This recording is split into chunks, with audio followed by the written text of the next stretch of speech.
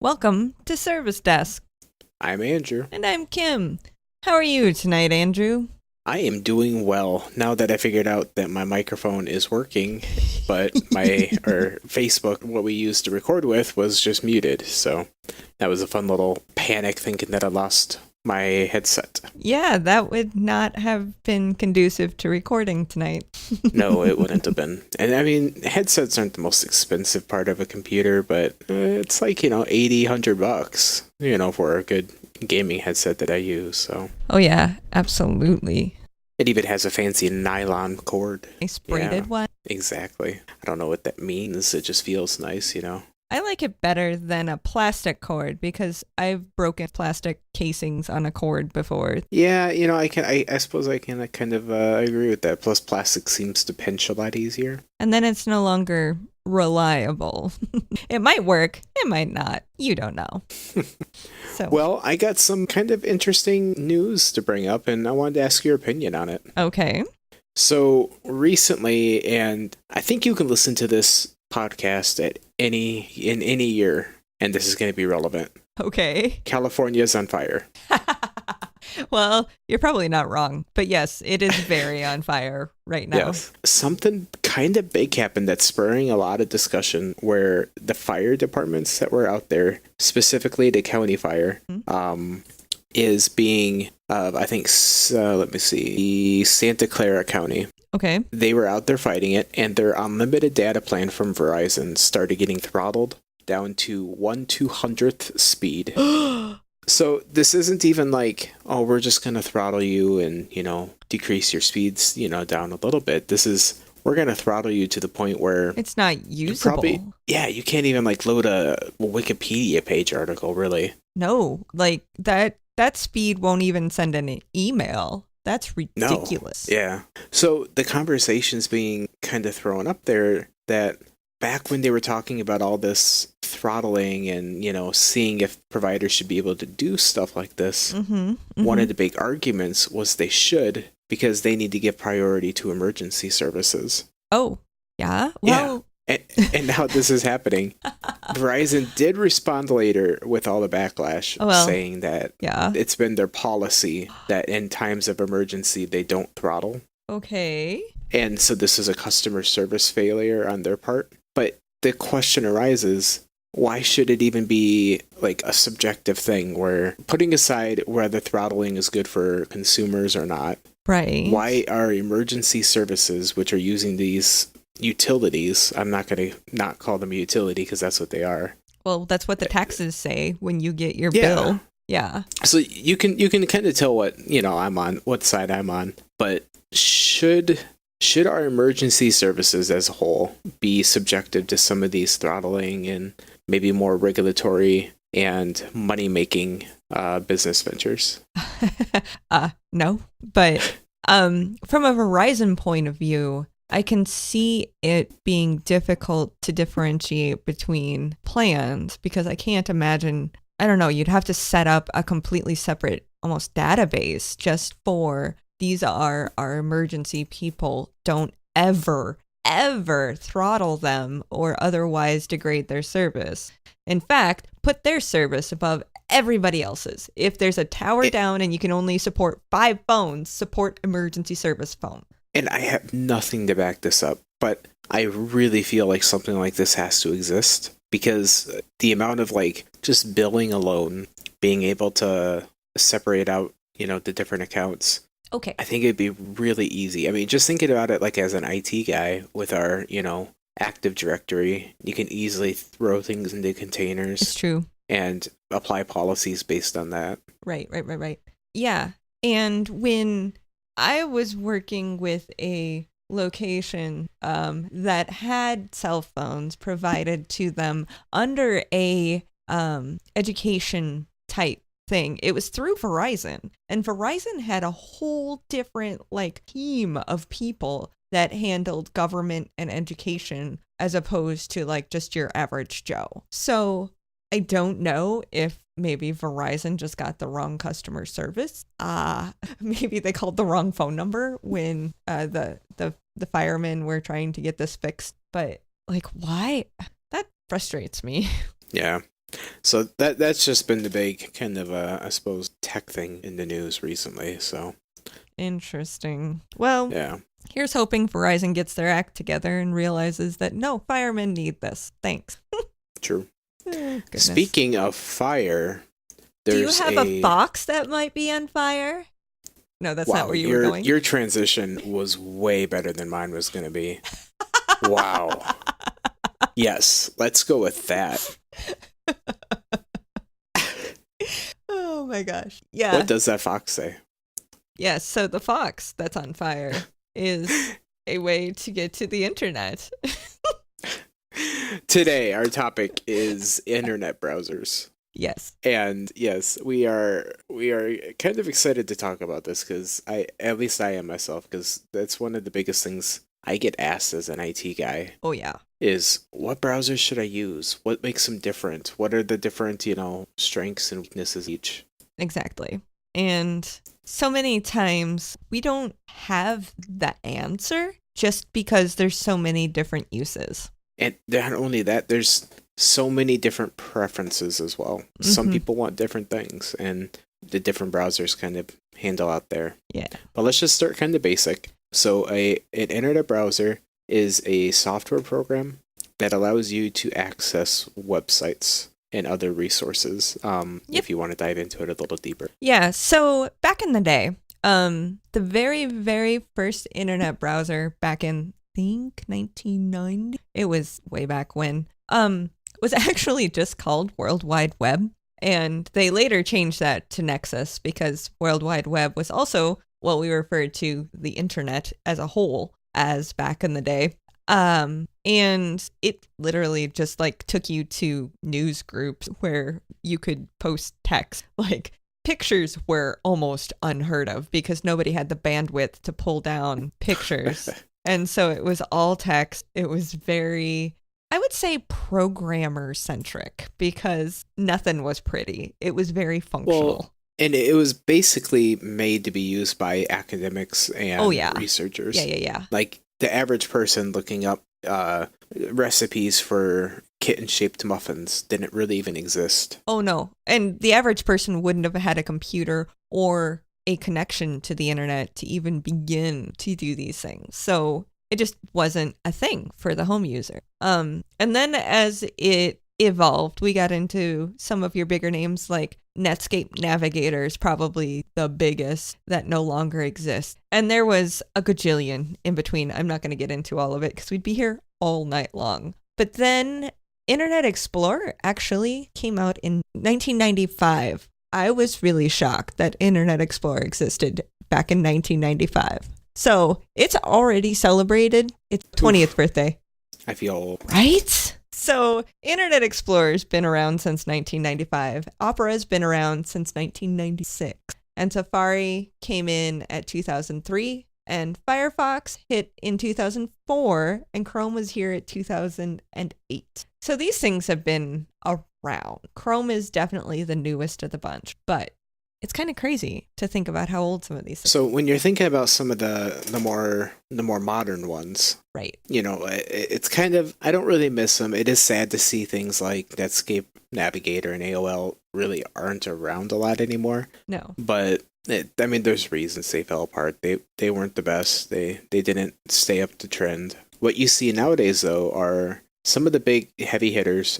Pretty much are going to be Chrome, which is the vast majority of the market. Yes. Firefox, Safari, and then IE/Edge. I thought the most interesting thing was, like, if you go to W3 Schools and look at the internet browsers that are used, it actually goes by mobile versus what you use. And like Google Chrome on mobile far surpasses everything. Yeah, it dominates everything. And like I got to thinking, like I guess I really do most of my browsing like on my phone. Like if somebody's just like, hey, what's this thing? I pull out my phone. I don't go to my computer anymore. And that's where the whole question is kind of tough to answer when someone says, what is the best internet browser? Is that it really comes down to your uses and your preferences.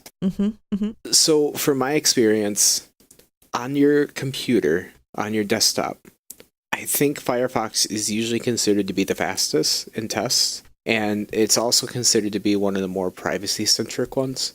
It's kind of run by a group of people that are very privacy focused, and they try and keep it lean. So Firefox has always kind of been my IT geeky, I don't know, fan favorite, I suppose. Yeah, I've enjoyed Firefox over the years, but Yeah. my main problem with it right now is, okay, so we're going to dive into more geekiness. HTML is the language that most websites, at least at the base, are written in. And from there, you build into other languages. And Firefox does fine with HTML. HTML5 is the new standard, and it does a lot of things that previously you had to have things plugged into your browser, which sounds bizarre. But things like Java and Flash and Silverlight were things that you had to have installed on top of your browser to make video and certain kinds of forms and such function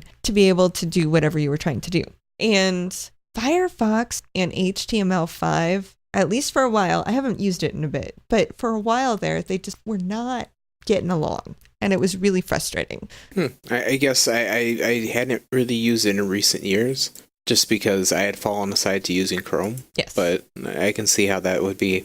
And like I said, it's probably been a couple years since I've used Firefox. Yeah. But they're also struggling to keep up with the rapidly changing standards for some of the security layers, which this is even deeper into nerdiness. But on the back end of your computer, we started off with some basic security. It's called SSL.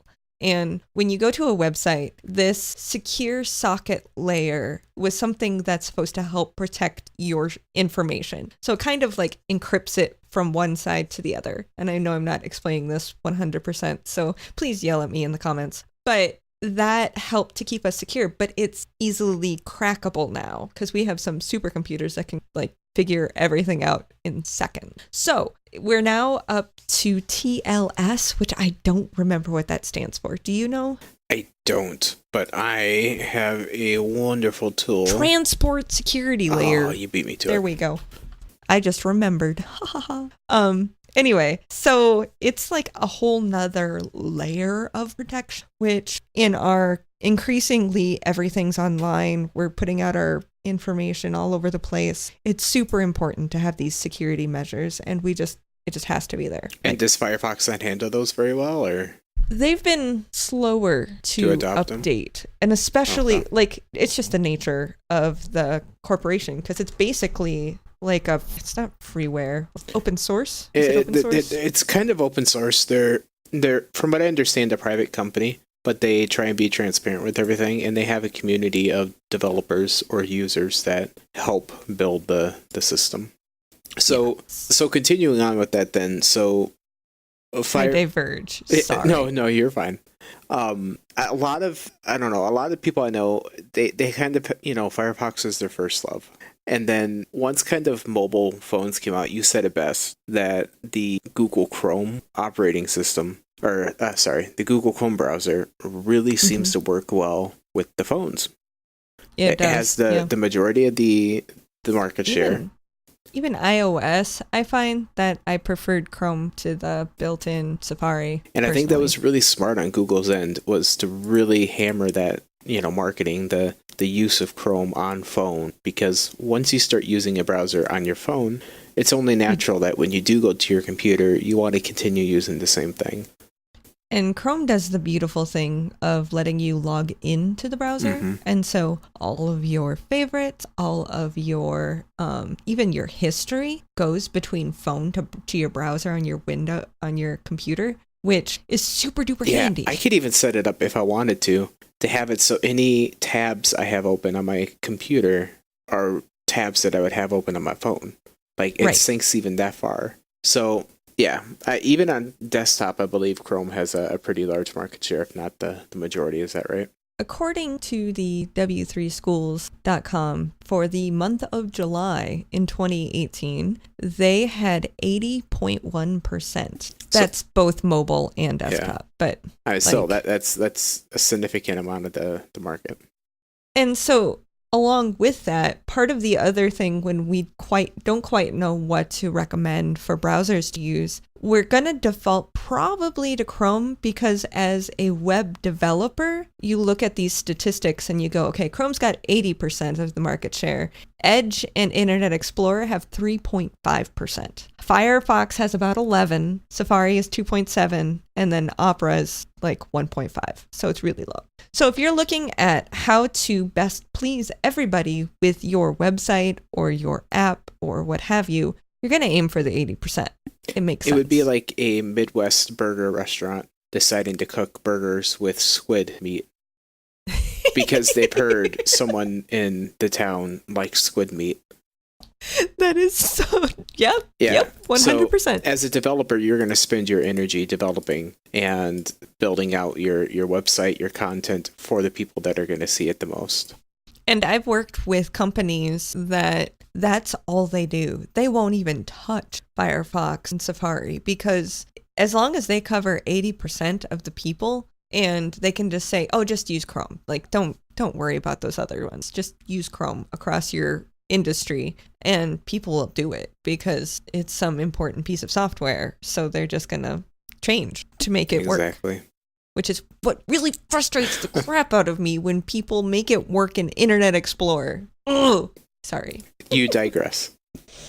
I'm doing that a lot tonight. That's all right. Continuing on with Safari, that's kind of... Safari would be Apple's version of Internet Explorer. Apple, yeah, exactly. It's their home built. It's made to run on their devices. If you have like a MacBook, I would suggest either just using Safari or using Chrome.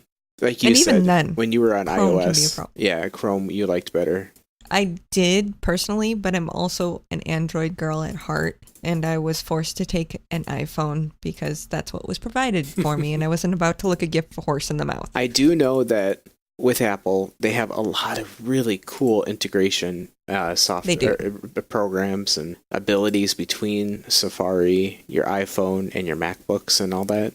So if you want to get into that ecosystem and play around with it, use it. I would suggest if you're new to it, and then maybe look into Chrome if it's just not something that you're interested in. One thing I did enjoy about this is kind of neither here nor there, but with the Apple ecosystem, like your text messages and your messaging on your computer were the same. And I really want that to be a huge thing with Android, and it's just not going to. So far, it hasn't really been because for the longest time, Microsoft tried to compete with Google, and on the operating system and phone front. And I think you would need to have a marriage between Microsoft and Google, or have some sort of a business agreement. Otherwise, you're not going to have a seamless thing like you just mentioned. Exactly. Which I really enjoyed that functionality, but at the same time, it was kind of like my Chrome atmosphere was kind of the same way though. Like I was on my Chrome on my iPhone and a computer, and it was the same kind of integration, which I loved. Anyway, I don't remember what you were talking about now. I was basically just going to move over to probably the last ones here. IE and Edge are usually the kind of just in Microsoft's Safari. It's built into the system. Interestingly enough, due to the kind of hatred of IE and how many people don't like it just because it's bloated, usually slow. There was a lot of security issues for a long time. It just didn't handle displaying things for a long time. They actually retired IE. Did you know that? Yeah, technically. Yeah. People still use it. Well, I have to use it at work. It drives me nuts. They're maintaining IE 11 for business development. So for businesses. But for anyone that's like a consumer, it's gone. You would be silly to try and use IE because it's not made for you anymore. They made Edge for you. I have personally used Edge on my home computer, and then there's the weird website that just doesn't work. But if you go to IE, it does. So there's definitely been times when I've been using Edge and I just popped over to open up an Internet Explorer version of the window. And I think that's kind of just growing pains because of how small Edge is. No one's really focusing a lot on its, development to display it when you make content for the internet. It's true. I will say I do think Edge is a speedy little thing for simple websites. Oh, really? Yeah, it's a speedy thing. It has really cool note-taking abilities. So if you have like a Surface tablet Oh, yes. From what I hear, Edge works wonderfully on those because you're able to like draw and take pictures and comment on websites and then send that to someone. So it's really good for collaboration. That's interesting. But you can't do that with Chrome. Huh. Yeah, and it's built like directly into Edge too, which is pretty nice. Well, interesting. I'm learning something new. I'm learning a lot of new things. Yeah, same here. And there are other small... Oh, Opera. We didn't talk about Opera. I've never used Opera. I know it exists. Opera is the operating system that I've never used, but I've had like that one friend at each stage in my life that's passionate about it. As far as I know, it's kind of like... I want to say it's more like Firefox or Chrome, but it's just lightweight. I really don't know much about it. I don't know what they try and focus on.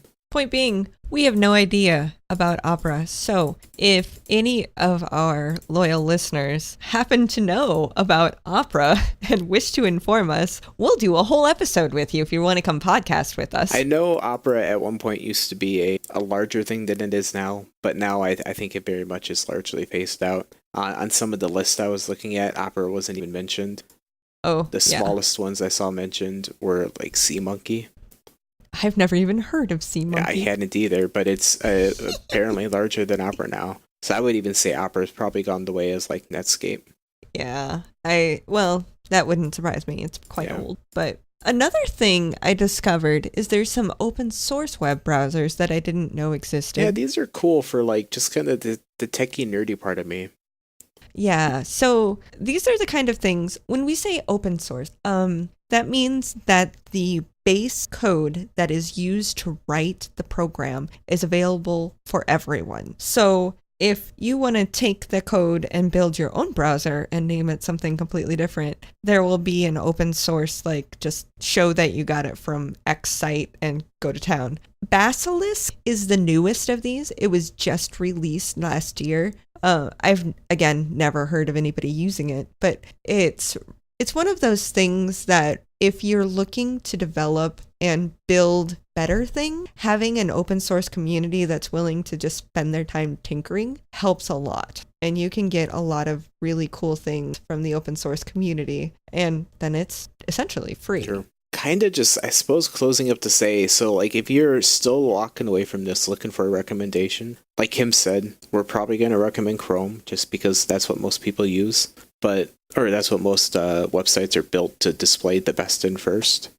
It's true. Beyond that, though, browsers very much are just like shoes, and I love using this analogy for them, and that they're all going to take you to the same place. They're all meant to protect your feet. They're all meant to make you go from point A to point B, but they're all better at different things. So, sandals are good for, hot days and, just slipping on and off. Sneakers are good to get there really fast. Etc. Armored, steel-toed boots are there for your protection and safety. Which those would be the Tor browser in this world. The Tor browser is a site that will help you get on the dark web, which if you are listening to this and don't know what that is, don't worry about it. But it is a browser that will send your information through other, how do you explain it? Mirror sites almost? Like it kind of jumps you around a lot. Yeah. Yeah, it'll make it look like you're coming from a completely different location so that you can't be tracked. It's kind of cool. I've never played with it much. I downloaded it once. It was kind of fun. I've heard naughty. Legitimately from people, like it's not illegal to have it all, but no. The government, I guess, does build a watch list from what I've heard rumor wise of anyone that downloads it. So that if you download sense. it, you go. It's not illegal, but they're like, oh, what are you wanting to do with that? Yeah. Well, because most of the things that you would want to do with it are probably not legal. Like even at just the simplest of like torrenting, movies or music. Yes. Yeah. Or even just, I've heard of people using it as a VPN, kind of like, I just want to watch Netflix from France, whatever. And they use it to pretend they're in France. Netflix in the UK has Star Trek Discovery. And it haunts me. Oh my gosh. Right? Downloading browser. And Kim is on the watch list. So if I am suddenly carted away by the government, then I guess you're gonna have to learn how to edit real fast, Andrew. Well, I will definitely reach out to my community and ask for help. And they can reach a hold of us if they're worried about us by reaching us on Twitter at Service Desk Pod. You had the good opener. I had to follow up with the good closer. And we're on Facebook at facebook.com/Service Desk Podcast. And our website and Gmail address are both Service Desk Podcast, at gmail.com, obviously. On all of these, please rate, comment, and share with your friends. Any one of those would be awesome. We would appreciate it. Yeah, so create a ticket in our system, send us an email, and we will answer and perhaps create an entire episode based on your question. Exactly. Which is what happened. So thank you, Ricardo, for that question. I am Andrew. I'm Kim, and we are your techie friends.